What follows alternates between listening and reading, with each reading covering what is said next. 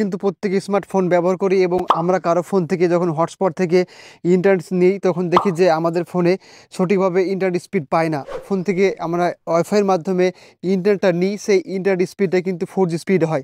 আজকে ভিডিও দেখাবো যে কী করে আপনি আপনার যে কারো ফোন থেকে আপনি যখন ইন্টারনেট নেবেন সেই ইন্টারনেটটা কিন্তু 5G স্পিড আপনি ব্যবহার করতে পারবেন। তো এই সেটিংটি আপনার ফোনে হটস্পটে রয়েছে। যদি এই সেটিংটি জানতে চান তো চলুন আজকে ভিডিও শুরু করার জন্য আপনার অ্যান্ড্রয়েড ফোনে প্রথমে আপনাকে আপনার ফোনের সেটিংসে আসতে হবে। সেটিংসে এসে এখানে আপনাকে খুঁজে বের করতে হবে mobile hotspot and network settings বলে।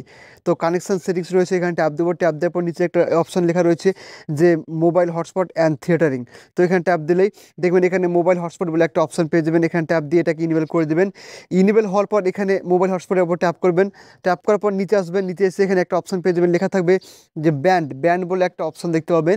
তো এই ব্যান্ড অপশন ট্যাপ করবেন। ট্যাপ করলে দেখতে পাবেন যে এখানে আপনার মোবাইলের নেটওয়ার্কের নাম দেখাবে এবং দেখুন নিচে লেখা রয়েছে যে ব্যান্ড বলে একটা অপশন লেখা রয়েছে।